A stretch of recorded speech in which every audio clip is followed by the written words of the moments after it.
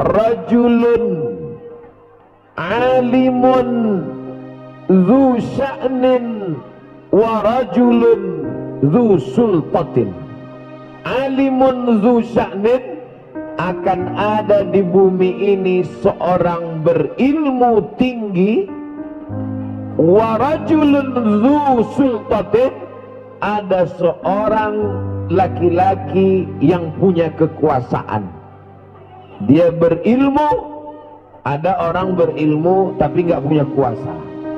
Ada orang berkuasa tapi tidak berilmu.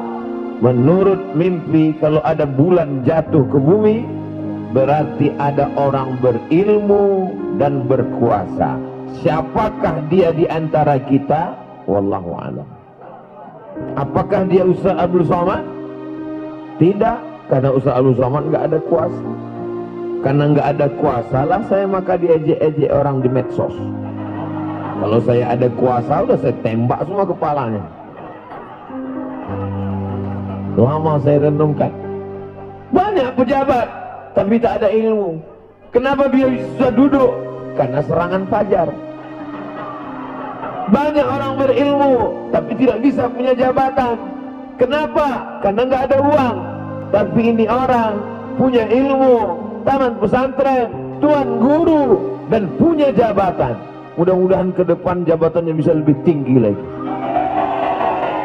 Sehingga kalau orang soleh punya jabatan, dia akan pakai jabatannya itu untuk menolong agama Allah. Induknya segala ilmu, induk dari segala ilmu adalah ilmu agama. Kalau ada yang ahli matematika, fisika, biologi, kimia, hukum, ekonomi, baik apa tidak baik? Baik. Tapi kalau dia tidak mengenal Allah, dia akan mati seperti bangkai yang akan dimakan cacing tanah dan tidak ada yang bisa dibawa. Orang tercerdas di Indonesia, Presiden Indonesia B.J. Habibie rahimahullah, apa kata dia? Otaknya paling hebat, IQ-nya paling tinggi, gelar doktor di Jerman. Seandainya umurku bisa pulang kembali, aku akan menuntut ilmu agama.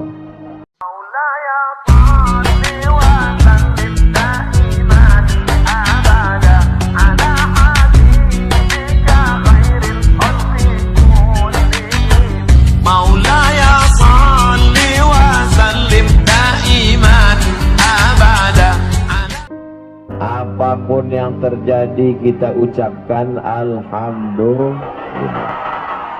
Rezeki kita melimpah ruah, kita ucapkan alhamdulillah. Dalam keadaan sulit dan susah tapi kita masih ada iman dan Islam, kita ucapkan alhamdulillah. Pulang pengajian sendal kita hilang, suami dilarikan pelakor, innalillah. Insya Allah yang hadir ini suaminya soleh-soleh semua. Mana bukti suaminya soleh? Suaminya ngalah ke samping, didominasi perempuan semua. Ternyata ceramah di depan perempuan yang begini ramai rasanya merinding juga. Ini adalah ibu saya, kakak saya, adik perempuan saya sedang berada di tengah keluarga saya. Yang sama-sama kita hormati guru kita semua, Tuan Guru Ibnu Khalil, beserta seluruh keluarga besar Pondok Pesantren Inen Lemu, yang tak dapat saya sebutkan satu persatu.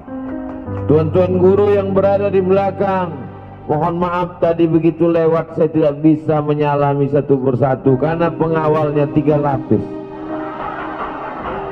Ini memang betul-betul kalau dilihat orang masuk berita TV tidak aman.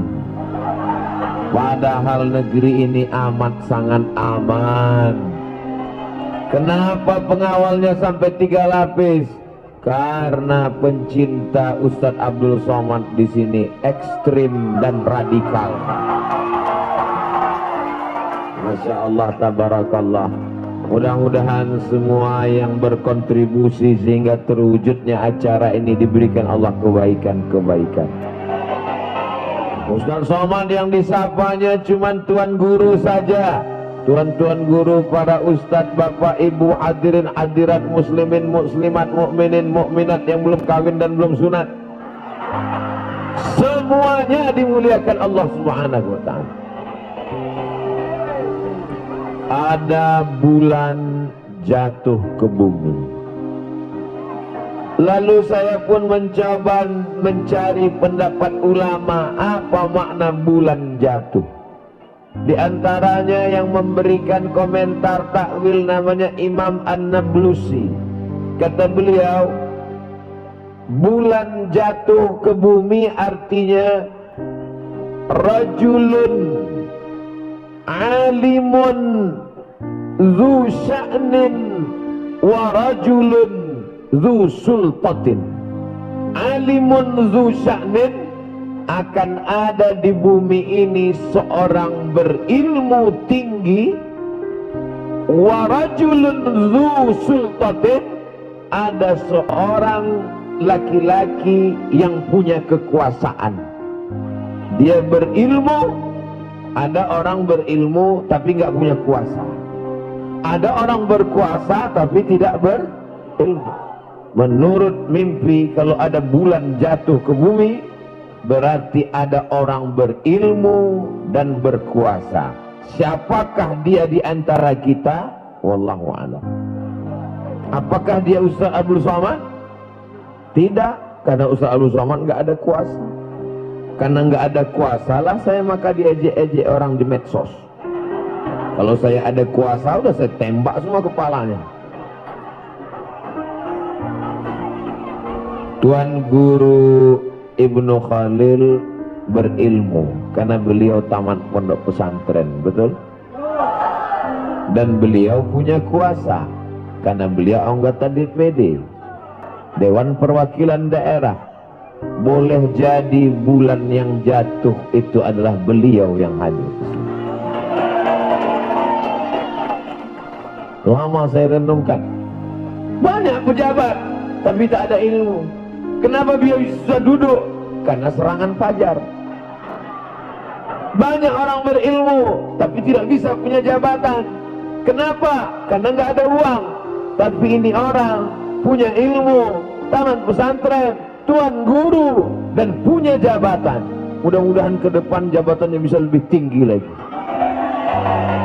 Sehingga kalau orang soleh punya jabatan, dia akan pakai jabatannya itu untuk menolong agama Allah. Rasa-rasanya seperti kampanye 2024. Bapak Ibu yang dimuliakan Allah Subhanahu wa ta'ala, inen lemu, inen ibu, induk, lemu ilmu, induknya segala ilmu. Induk dari segala ilmu adalah ilmu agama. Kalau ada yang ahli matematika, fisika, biologi, kimia, hukum, ekonomi, baik apa tidak baik? Baik. Tapi kalau dia tidak mengenal Allah, dia akan mati seperti bangkai yang akan dimakan cacing tanah dan tidak ada yang bisa dibawa.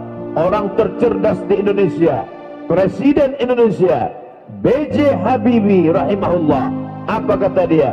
Otaknya paling hebat, IQ-nya paling tinggi, gelar doktor di Jerman. Seandainya umurku bisa pulang kembali, aku akan menuntut ilmu agama. Jadi anak kita mesti belajar ilmu agama. Bapak ibu mau anaknya kaya? Mau. Mau anaknya pejabat? Mau. Mau anaknya ganteng? Mau. Tapi sakau. Sakau kena narkoba, sakau kena ganja, mabuk kena morfin. Siapa yang mau punya anak ganteng tapi mabuk? Syarat supaya anak kita soleh, maka kita masukkan dia ke pondok pesantren. Yang sudah memasukkan anaknya, alhamdulillah. Yang belum memasukkan anaknya, setelah mendengarkan tausiah ini, insya Allah yang sudah saya kasih tahu nggak mau juga memasukkan anaknya, mati berarti. Kira-kira mana yang lebih hebat, ibu-ibu atau bapak-bapak? Memang ibu-ibu ini ngaku hebat semuanya. Inen lemu, induk ilmu, ibu ilmu, tidak disebut bapak ilmu. Itulah mungkin mengapa ibu-ibu yang dapat posisi luar biasa, strategis. Walaupun di tengah-tengah ibu-ibu ini ada beberapa bapak-bapak yang terjebak di tengah ibu-ibu. Mudah-mudahan pulang nanti mereka tidak berubah menjadi ibu-ibu. Tuan Guru, Jenderal, Bapak Babinsa, Bapak Babin Kamtibmas, Bapak Dokter, Bapak Bupati, Bapak Gubernur, laki-laki yang hebat-hebat. Hebat apa tidak hebat? Hebat. Tapi mereka semua lahir dari rahim. Ada yang lahir dari rahim bencong? Ceplos. Jadi kuncinya hidup ini adalah ibu. Kalau ibunya baik, maka anaknya insya Allah baik. Kenapa laki-laki ini baik? Rela nggak dapat tenda, rela nggak dapat tempat duduk demi seorang ibu. Ada dua kemungkinan, mereka adalah anak yang berbakti atau para suami yang takut istri. Suami-suami yang takut kepada istri karena menderita, repetnya, ngomongnya, sabar. Kenapa? Karena kalian nanti kalau masuk liang lahat nggak kena azab kubur. Kenapa begitu? Karena waktu malaikat mau mengazab, kata malaikat, ini nggak usah kita azab, karena waktu di dunia sudah terlalu azab. Bapak Ibu yang dimuliakan Allah Subhanahu wa Ta'ala, kita ketemu di pinggir jalan ada seorang anak umur 5 tahun perempuan, rambutnya dicat pirang, kukunya panjang, pakai kutek, lipstiknya tebal, pakai shadow, pakai make up. Kira-kira anak ini siapa yang mendandaninya seperti ini? Ibu. Sekarang kita melihat ada anak kecil umur 5 tahun, pakai jilbab panjang, bajunya panjang, sopan, ngidupkan handphone, merekam ustadz ceramah. Siapa yang mengajarinya? Ketika Nabi SAW didatangi seorang sahabat, ya Rasulullah, ya man ahaqqun nas bi husni suhbati, siapa yang paling layak mendapatkan baktiku? Ummuka. Summa man? Ummuka. Summa man? Inan. Ibu, ibu, ibu, ibu. Kenapa ibu dapat 3 kali? Karena ibu yang mengandung, ibu yang menyusukan, ibu yang melahirkan. Bapak kalau mau dapat 3, coba mengandung, coba melahirkan, coba menyusukan. Bagaimana mungkin kami bisa ngandung Pak Ustaz? Pulang dari sini, beli 1 kelapa muda, ikat di perut 9 bulan 10 hari. Bagaimana kami bisa melahirkan Pak Ustaz? Pulang dari sini, beli mangga, telan sama biji-bijinya. Besok pagi, keluarkan. Biar kau tahu rasanya melahirkan. Bagaimana cara kami menyusukan Pak Ustaz? Siapa yang masih punya bayi di rumah, pulang dari sini, ambil anaknya, susukan. Ustaz pernah nyoba? Pernah. Anak saya bayi, saya kasih, dia nggak mau. Dia tahu, ini kok aneh, kata dia. Makanya kalau ada orang durhaka kepada ibunya, ada orang minum, ada orang judi, ada orang zina, kenapa hidupnya enak? Bukan berarti Allah lupa, azabnya nanti di akhirat. Tapi ada orang di dunia sudah kena azab. Siapa dia? Orang yang durhaka kepada orang tua. Kau gendong ibumu dari apa nama kampung kita? Belete. Belete. Kau gendong ibumu dari sampai ke kota suci Makkah Al-Mukarramah, kau bawa tawaf dan sa'i, kau bawa ke Hajar Aswad, setelah itu kau bawa ke Padang Arafah, lalu ke Musdalifah, melontar jumrah di Mina, haji pulang, belum tentu dapat menembus sekali teriakannya saat melahirkanmu. Bukan senang melahirkan anak, betul Bu? Nanti kalau saya ceritakan gimana sakitnya, nggak ada yang percaya. Memang pernah aja Ustaz Somad. Melahirkan zaman dulu bukan seperti zaman sekarang. Zaman sekarang mudah, begitu dikasih obat makan, langsung lahir. Zaman dulu meregang nyawa, bersimbah darah, mati sebagai taruhannya. Makanya kalau kau mau bahagia hidup, senangkan ibumu.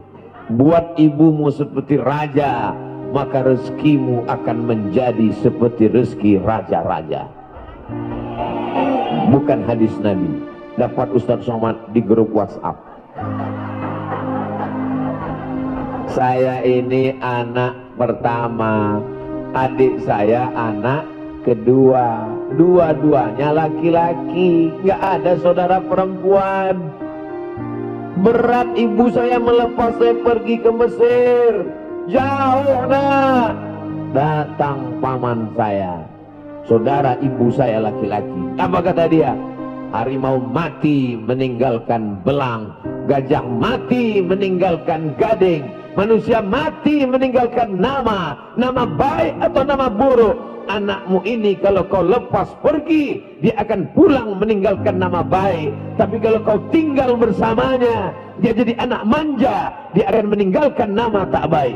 Dibukakan Allah pintu hati ibu saya. Saya pun pergi ke Mesir bersama Ustadz Dr. Zaki Abdillah dari Lombok, sahabat saya yang hari ini membawa saya kemari.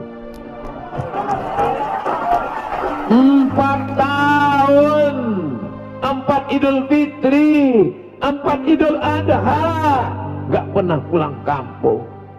Lupa saya wajah ibu saya. Belum bisa video call, belum ada handphone. 1998, tahun 2000 baru ada handphone, tapi belum bisa beli, duitnya mahal. Tahun 2000 pergi ke Makkah melaksanakan ibadah haji, melihat jamaah haji yang mirip ibu kita. Oh, mirip ibuku. Saya lihat lama jamaah haji yang lihat. Apa lihat-lihat? Disangkanya saya copet. Saya pulang ke rumah, saya tanya ibu saya, ingat nggak dengan aku? Ingat. Rindu nggak dengan aku? Rindu. Aku ini anak kandung apa anak angkat? Kenapa tega mengirim aku jauh ke Mesir? Ku kirim kau jauh ke Mesir supaya kau jadi orang. Karena kalau kau di rumah bersama aku, nanti kau jadi hantu. Aku sayang dengan kamu, aku rindu nak. Bagaimana cara ibu menghilangkan kerinduan kepadaku? Apa kata dia? Ku cari anak-anak tetangga yang hitam mirip kamu. Kalau hari raya ku belikan baju, ku usap kepalanya, ku kasih uang, ku cium dia.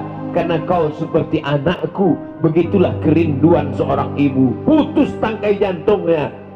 Cita-cita saya tidak banyak. Pernah Ustaz Somad bercita-cita ingin menjadi ustaz, punya Instagram yang followernya hampir 7 juta itu.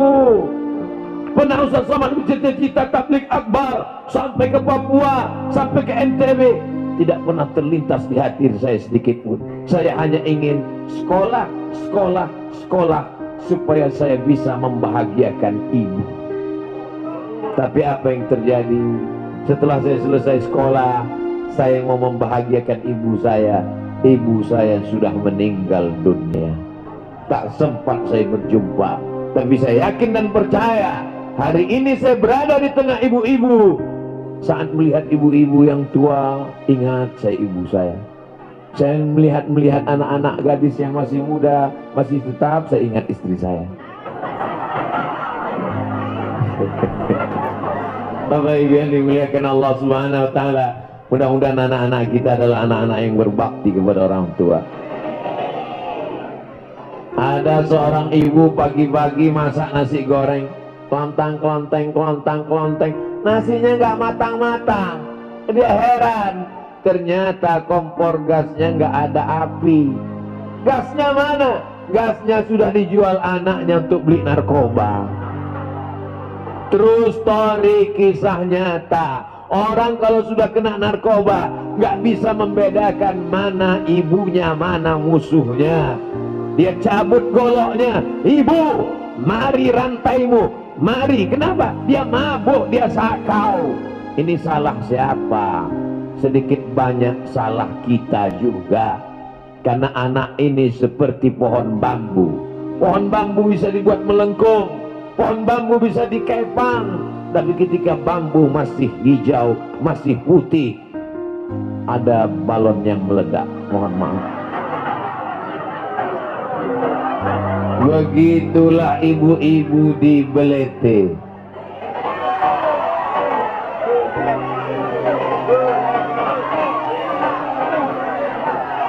Begitulah ibu-ibu di Beleke. Bagaimana mereka?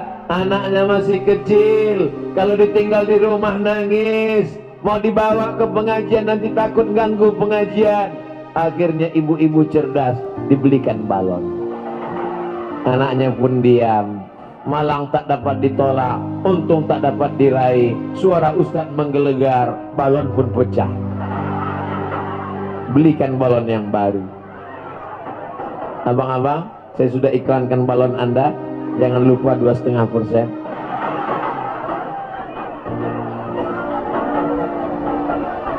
Saya tidak pernah mengejek ibu-ibu, tidak pernah menceramahi ibu-ibu.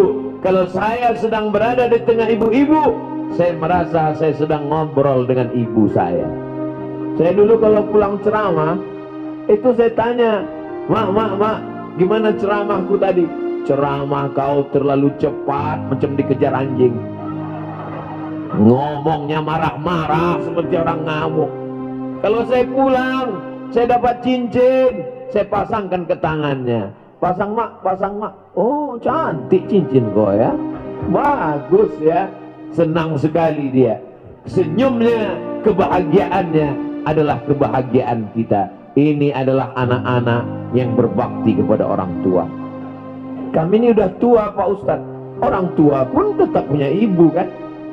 Ada yang langsung turun dari planet Mars ke bumi? Enggak ada. Inilah kebahagiaan kita. Selamatkan anak kita dari narkoba. Amin. Ustaz Somad, tolong kasih saya doa. Doa apa, Bu? Doa rezeki saya tahu. Doa minta ilmu saya tahu. Dia minta doa yang aneh. Doa supaya anak saya berhenti pakai narkoba. Saya buka kitab hadis, belum pernah ketemu bunyi hadisnya. Allahumma inni a'udzubika min narkoba. Akhirnya saya buka handphone. Catat ya Bu ya. Ini doa supaya anaknya selamat dari narkoba. Penanya sudah disiapkan? Sudah? Enggak apa-apa, enggak dicatat pakai pena. Nanti ditonton rekamannya ada insyaallah. Siap? 1, 2, 3. Ini doanya. 0813 11 44 21 93. Sekali lagi 08. Rekam. 0813 11 44 21 93. Loh, itu doa apa? Nomor Badan Narkotika Nasional.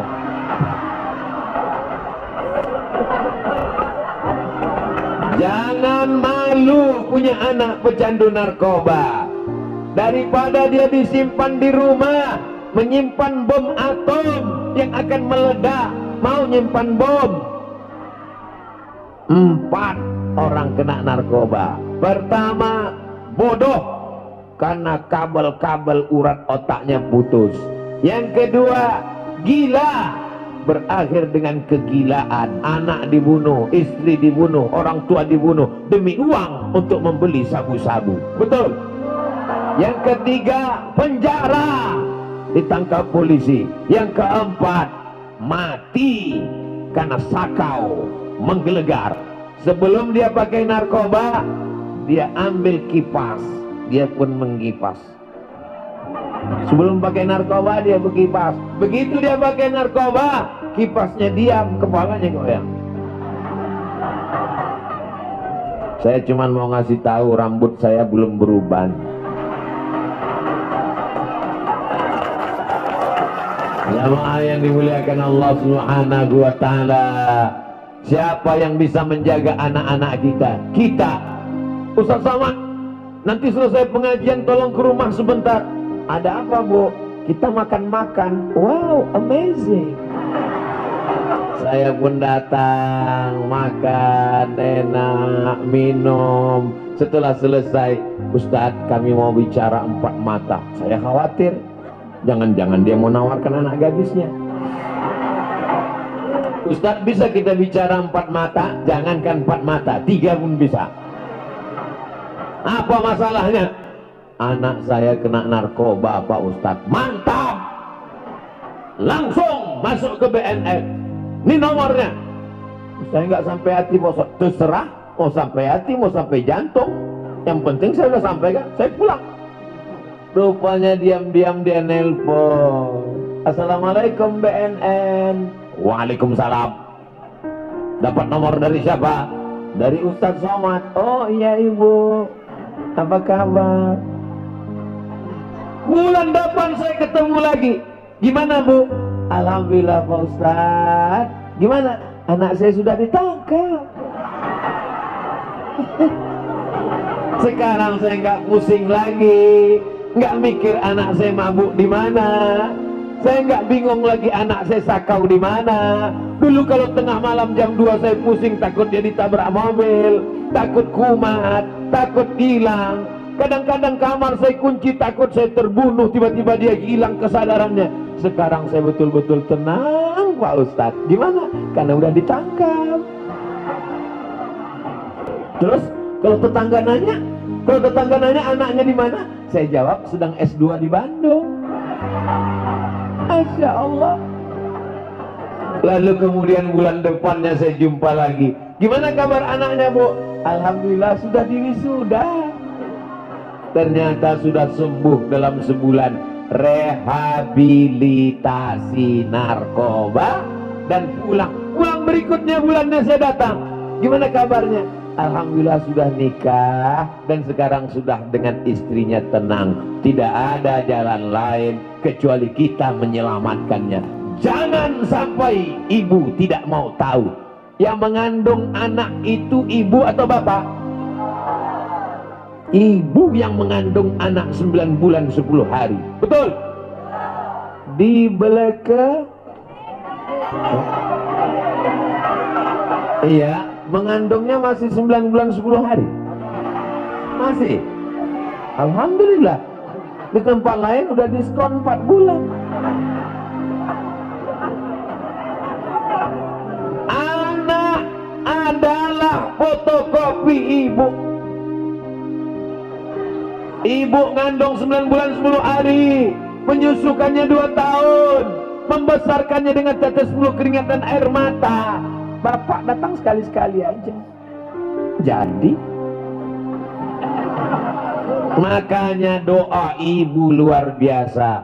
Ada seorang anak pecandu narkoba, ibunya pergi ke Makkah, dia beli dirigen diisi air zam-zam, dia tawaf 7 putaran.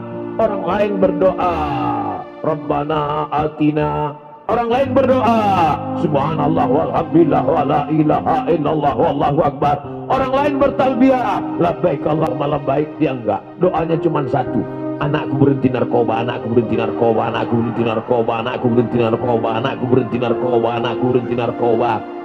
Habis itu dirigen itu dia pulang bawa ke rumah, dia panggil anaknya, anakku kau kesini, kau sudah ku kandung 9 bulan 10 hari, kau sudah kususukan 2 tahun, ini air zam-zam 1 dirigen, sudah ku bawa tawaf 7 putaran, doaku nggak ada doa lain, kau berhenti narkoba, kau berhenti narkoba. Sekarang kau minum, ku mandikan, Alhamdulillah berhenti anaknya dari narkoba.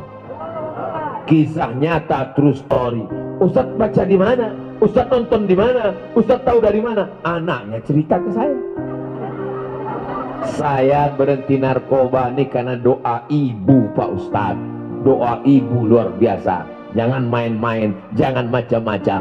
Ibu ini walaupun doanya salah tetap makbul. Betul. Makanya ibu kalau manggil anak marah, emosi, jangan panggil anak setan. Jadi setan betulan. Kalau mau manggil dia calon DPD, calon tuan guru, calon Ustadz Somad. Jangan. Jadi Ustadz Somad ini berat, biar aku aja. Ada seorang laki-laki namanya Juraij. Siapa namanya? Juraij. Juraij tidak kerja, dia hanya beribadah kepada Allah. Dia hanya berzikir, berdoa. Dia hanya sholat pagi, petang, siang dan malam.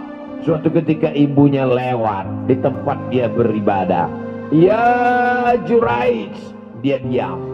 Allah, Allah, Allah, Allah, Allah. Ya Juraij, ya Allah, ya Allah, ya Allah. Panggilan yang ketiga, ya Juraij.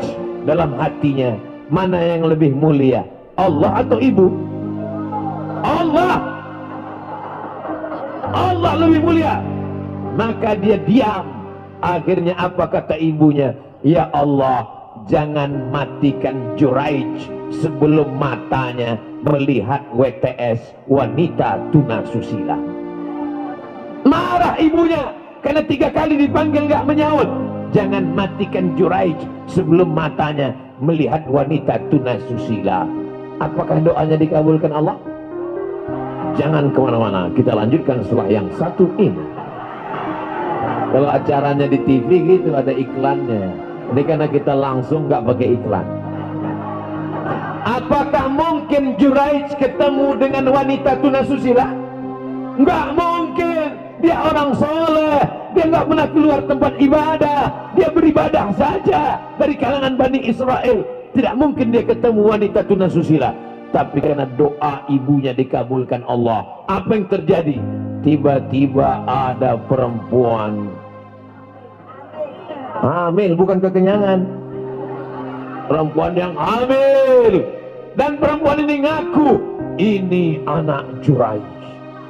Lalu orang kampung datang menangkap Juraij. Apa kata mereka? Juraij pembohong, Juraij penipu, Juraij pendusta. Selama ini kau nampaknya berzikir, rupanya engkau sudah melakukan zina. Kata Juraij, jangan bunuh aku, tunggu anaknya lahir. Akhirnya anak itu pun lahir. Datang Juraij menusuk pusar anak itu. Pusar apa pusat? Ditusuk pusarnya. Ya gulam, oh my son, oh anakku, hei anak bayi, hei bocah, oh baby, man abuka. Kalau bahasa kampung saya, who is your father? Siapa bapakmu? Hei anak kecil, gara-gara kau aku difitnah. Sekarang ku tanya kepada engkau, siapa bapakmu? Mukjizat datang, karamah diturunkan Allah. Anak kecil ini menjawab, Ra'il ghanam, bapakku adalah pengembala kambing. Ternyata Allah subhanahu wa ta'ala menunjukkan, maka ada beberapa bayi yang bisa berbicara ketika kecil. Di antaranya adalah Juraij, karena keutamaan seorang ahli ibadah. Akhirnya orang kampung minta ampun, maafkan kami Juraij, kami mohon maaf Juraij, kami mohon maaf Juraij, karena kami sudah memfitnah engkau. Mereka membangunkan tempat ibadah Juraij dari emas. Kata Juraij, jangan bangunkan tempat ibadahku dari emas, bangunkan dari tanah liat. Sesungguhnya ini hanya cara Allah ingin menunjukkan doanya bahwa mata Juraij pernah melihat wanita tuna susila. Pertanyaannya, pernahkah mata Juraij melihat wanita tuna susila? Pernah. Dia kan dibawa, dipertemukan. Ini wanita tuna susila yang memfitnah. Akhirnya mata Juraij, kena siapa dia bertemu? Karena ucapan seorang ibu. Maka ibu kalau ngomong hati-hati. Alhamdulillah di sini kelihatannya ibunya baik-baik semua. Dari mana Ustaz tahu ibu ini baik-baik?